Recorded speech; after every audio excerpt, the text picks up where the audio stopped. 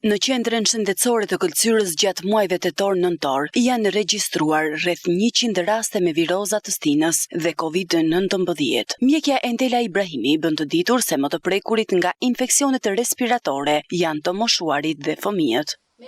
Kemi filluar që të ketë raste më të hershme të gripit stinor dhe ka dhe në variante të tjera të Covidit. Gjatë muajit tetor kishim rreth 40 veta të cilët ishin me simptomat e gripit dhe të nën varianteve, kurse në muajin nëntor kemi rreth 50 veta që janë të sëmurë me këto të grup moshave të ndryshme, më shumë mbi 70 vjeç dhe pak fëmijë.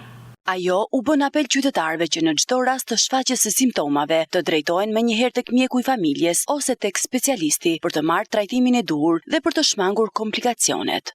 Si vjet kemi dhe shtim të gripit, kemi dhe gripin respirator, do me thënë ai është i rrezikshëm dhe duhet që me simptomat që paraqiten, duhet paraqitemi tek mjeku i familjes sa më shpejt për të mos bërë që të vështirësohet zinxhiri dhe me spitalorin. Por e rëndësishme është që gjatë këtij gripi nuk duhet të përdorim antibiotik.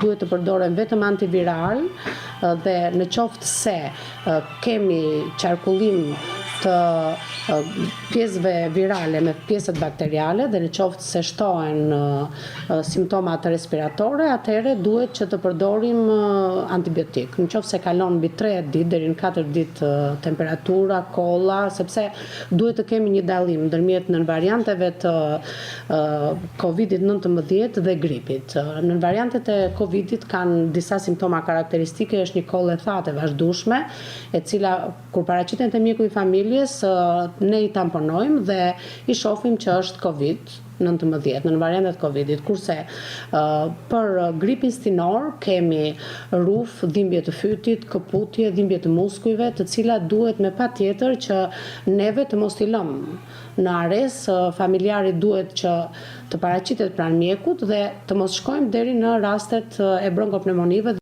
Me rritjen e rasteve të virozave dhe COVID-19, mjekët e qendrës shëndetësore në Këlqyr theksojnë rëndësinë e kujdesit dhe diagnostikimin e hershëm për të shmangur përhapjen dhe komplikacionet e mundshme.